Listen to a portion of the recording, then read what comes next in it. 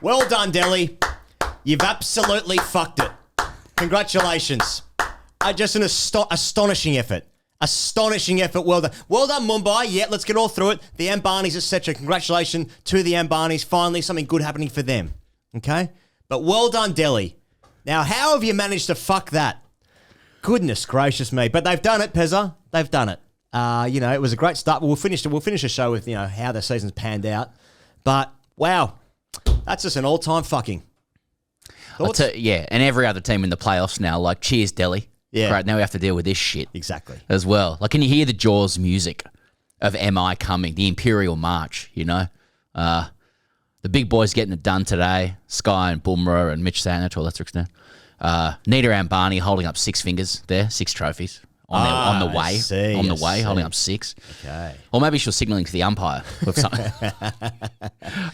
6 figures in the bank account. What? Yeah. That's an allegation. That's an allegation. Should be that'd be unders. Yeah. No wonder Delhi rolled over in that situation. Any team would. Speaking of rolling over, there's no better feeling than just rolling over and getting these guys delivered to your door in 10 minutes. 10 minutes, Andre. Boys, big basket. 10 minutes, Andre, big basket. 10 minutes, Andre, big basket. Big basket, delivering in 10 minutes. That's a Hall of Fame segue from you. That's Thanks. really good. That one, that you identify with that one. Oh, Did it roll? We did that a few times in India. Yeah, with our friends at Big Basket. Yeah, friends at Big Basket. People have asked if we use Big Basket. Big Basket delivered. It came in hard. Let me tell you what I wouldn't give. All right, let's talk about the. It's getting towards the end of the tournament. It's getting loose. That's what happened in the game. MI somehow made it to 5 for 180, and then Delhi. Well, they did what they were always going to do, didn't they? But I want to talk about Surya Kumar Yadav, Pezza. It was like calling him Mr. 360. Oh, nice. You make that up? I made it up, yeah. No one's ever called anyone that before. Very novel. And it's unfortunate for Sky because we've already got a baby AB in Debal Brevis. So this is it's a tribute act to Mr. 360 himself, the original being AB de Villiers. So I don't know, that's just the branding. But MI was sent in. There was rain around. Obviously, the DC owner was trying to get the game moved. Somehow just fly everyone around for the day before the game, I suppose. Anyway, it didn't rain. The game was on, so we're excited by that. DC at least had a chance to fuck it themselves. Now, MI couldn't really get going at any point, but Sky finishes with 73 or 46. He brought up a 36-ball 50 in the 19th over. But more importantly, that's 13 games in a row with a score of 25 plus. Now, 25 plus is not a thing in cricket. It's not. It's never been a thing. 30, I'll pay a 30 just about. 25 plus, not a thing, never been a thing. You do it 13 times in a row though, I am interested. I am tipping me cap. I'm doffing the old bonts there. I think it's quite impressive. Now here's what he said after the game, Sky. He said, "It's been 13 games in a row. My wife told me a sweet story today. She said, you've got all the awards except man of the match. This award is special today. From the team's point of view, the knock was important and also this trophy is for her. She waits for such moments and we celebrate it, obviously looking forward to it. It was important for a single batter to bat till the end. We knew there was one over of 15 and 20 runs somewhere, so we had to wait till the end. The way Naaman came in and shared that energy with me was also a turning point." So he did it for his wife, number 13. He gets man of the match. People have been saying, what about Mitchell Santner? He played well. I like that Sky's wife is that interested. I mean, the man has achieved a lot for India. Yes, he has. He's Mr. 360. He's played several international matches. He's lit up tournaments around the world and at home. And here he is, having a wonderful season, a very consistent season for MI. And his wife's there just watching, no man of the match yet, though. Yeah. Any danger of man of the match? Any MOMs knocking about? Okay. He's like, okay, yes. Yes. He said single batters as well. That was concerning, but they're still together. 4 6s, 7 4. Struck at 170 in the end. I mean, so am I 127 for 5 here? Yes. Harsha's lauding them for bowling beautifully, correctly as well, I might add, in my view. So 127 for 5 with 15 balls to go. Total score, 180. Yeah. 180. Yeah. What are the numbers in that? They've how many have they made? Well, they hit 40 out of the last 2 overs. That's 53 off 15. Mm-hmm. 15 deliveries. 3 a ball.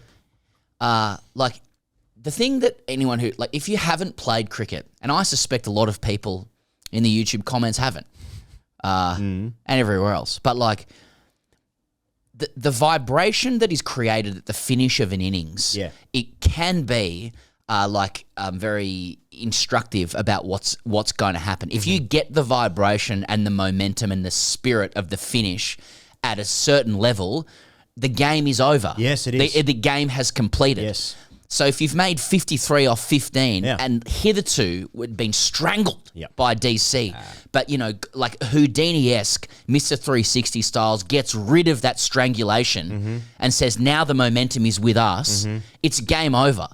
Wicket in the first 9 balls. Bolt took a while to get a wicket. It took him 9 balls. They're 2 for spit. And it's everything is DC. MI. Couple of umpiring decisions. Umpiring decisions going their way. Okay, yes, Rohit drops a catch. You're like, that's how the momentum... Well, he should have been subbed out. That's how the momentum breaks. Hardik Pandya says, get off. I'm going to bring on one of the greatest bowlers in the history of the game to start his spell now as well. Yeah, that's right. So, we are talking about the second thing here is that MI making 180. So a shout out to Kuldeep who took his 100th IPL wicket in this game. So MI, as we said before, were 132 for 5 at the end of the 17th. That means there's 12 balls left. The 18th over starts, they're 132 for 5. 48 off the last 2 overs. Namandur hits 27 off the 19th over. He went 4-6-6-4 to finish that over off against Mukesh, who at the time was cramping, missing his Yorkers. Durr, by the way, was the only batter in the innings to strike more than 170. He struck at 300 and something. He struck at 300, 24 of 8. Okay. Shout out to him. Just shout out to him. Chamira was then going on pace in the 20th over. Sky licking his lips. Oh, my God. Don't ever do that again. Licking his lips at the pace on stuff. That is... I've got a fucking phobia of that stuff. That feels like the entire game was there in those 12 balls, perhaps 15, a couple before. I think your stat's better. 48 off 12 is better than 53 off 15. Okay. Yeah, it was only says 5 more runs with 3 balls. That's not working. So they were striking at 4 a ball for the last 12 balls. So just 4 runs a ball. Yeah. For last, see you later. Yeah. In cricket, you can't arrest that momentum. That dictates that wickets are going to go fly early as well. Yeah.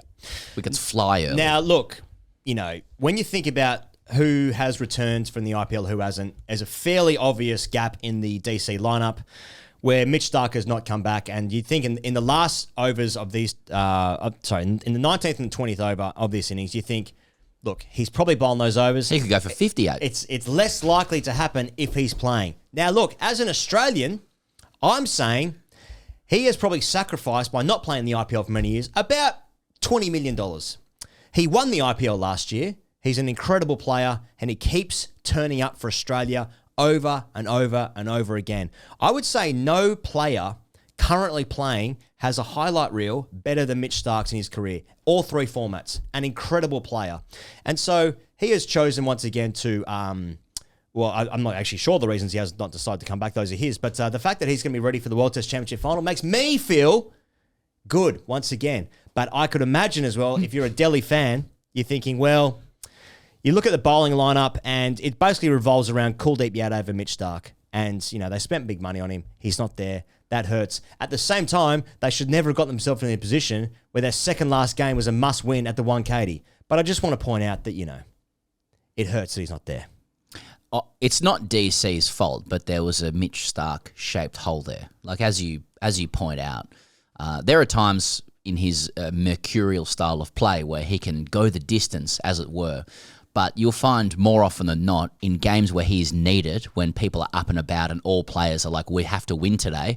And let's be honest, in cricket, that's not always the case. Yeah. A lot of the time it's a TV show. Yes. But when stuff's on the line, Stark more often than not delivers. Just like he did in the final last year, just like he's done in several World Cup finals as well. He probably would have stepped up for DC today had they needed him. He likes playing against the good players. It's not DC's fault. There's extenuating circumstances there. What is DC's fault is they're relying on South Africans in a big game. That's a big mistake, and they could have been aware of that. I think any player that played in that Punjab Delhi game that was where the lights went on Dharamshala had every right to not come back. Given what they were put through. Anyway. Wow. Aren't you... No. Oh, what a wowzer. Yeah. Wow. Why'd you guys go home? Shut the fuck up. Here's Flashdog, you fucking idiot.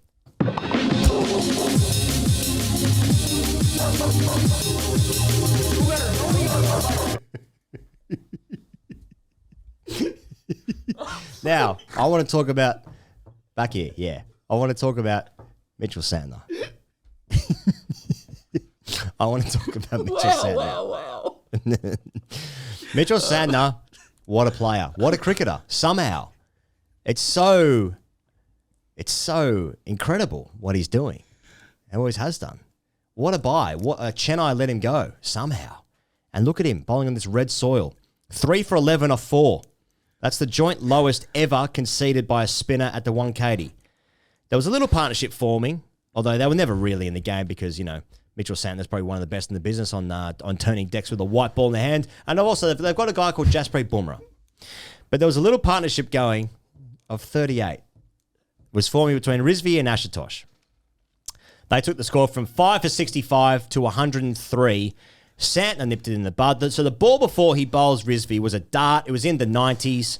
And then the ball that gets him was 77 k's an hour. There was no change of action. It's beautiful stuff. So at that moment, Delhi needed 78 off 34. The game was just about gone. Bumrah comes up and cleans the tail. At no stage were Delhi in it really, especially after Faf and KL Rahul. KL Rahul especially, who probably needed to anchor the innings for Delhi to have any hope of scoring that, of chasing that total down.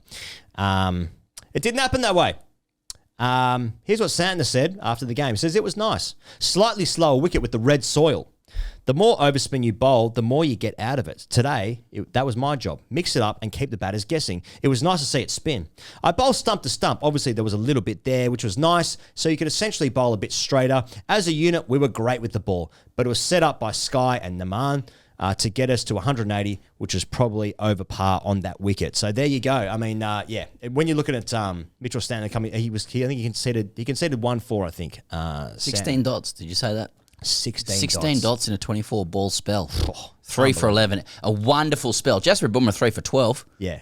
But he sort of picked up the tail, though. Yeah. He picked up the tail. Well, he did blow off Tristan Stubbs' pad.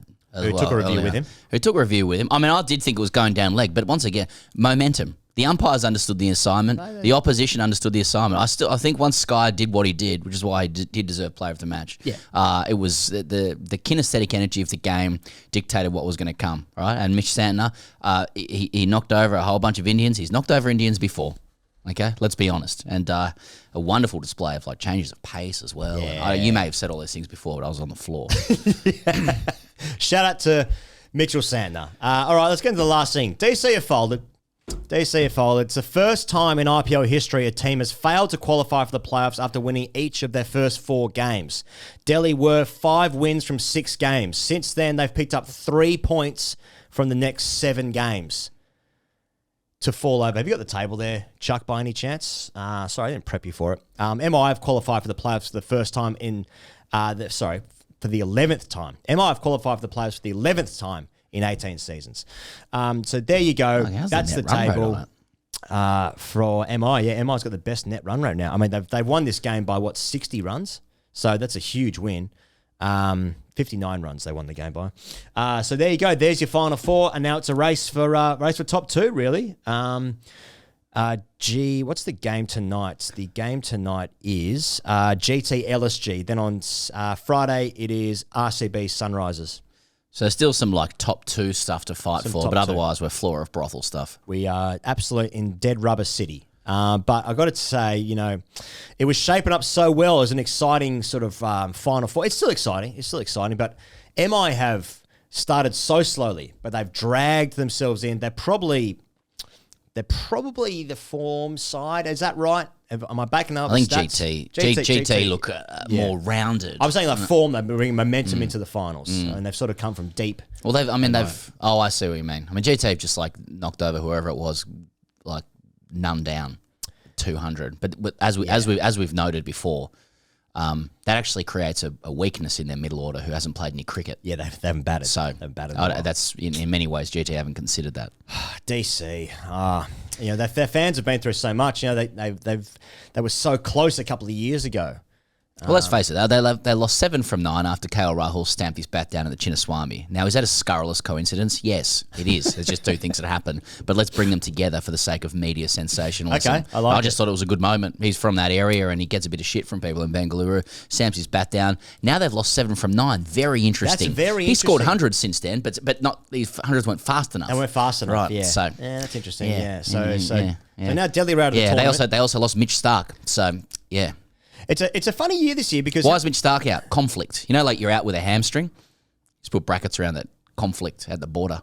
there's still 7 games to go before the playoffs commence next week, but 7 games to go and the finals have been sorted. A funny year now. Like, it's not often you get 2 teams that are so far down the bottom of the table, that being Rajasthan and Chennai. But I don't know. It feels like it's a bit of a shame. Like what happened with the break in the tournament. Of course, that needed to happen, etc. But it's I'd be interested to know how people feel in India about, like, is this tournament like petering out? You know, I've noticed the last few games, like the stadiums haven't been full. I know there've been some neutral grounds. Like last night was Chennai Rajasthan in Delhi, and the home team isn't playing That there. looked kind of full. It looked more full than what it did last night. Last night looked kind of empty, which is kind of weird for such an important game. Empty had. It looked like the empty had. So I don't know. Anyway, AskTGC, please, Chuck. This one comes in from Aprit Singh -IAS. Is the cricket community ready for the next superstar who gets a game at 11 years old? And how long before he is dubbed Baby Suryavanshi? Yeah, how young does it need to be for us to be impressed? Because, now that Suryavanshi is kind of a mainstay in the IPL, even though Rajasthan have played their games, I've seen 14 a lot now, so I'm not that impressed anymore. Do we want to be ready? Like, at what stage is it child labour? You know what I mean? Like, as in exploitation of children. If we are ready for it, like if you're an adult, and I want to say in particular an adult man, and you're sitting there going like, I'm not getting out of bed for cricket now unless an 11-year-old's doing it, I'd be sending the police over. That's just my view. Well, we'll be back tomorrow to see if GT can get a stranglehold on one of these top 2 positions when they face off against LSG, the 2 newer sides of the competition. What's going to happen? Is someone going to go big? Is someone going to fuck up like DC just have? I guess we'll find out in the channel tomorrow. See you guys then. Goodbye.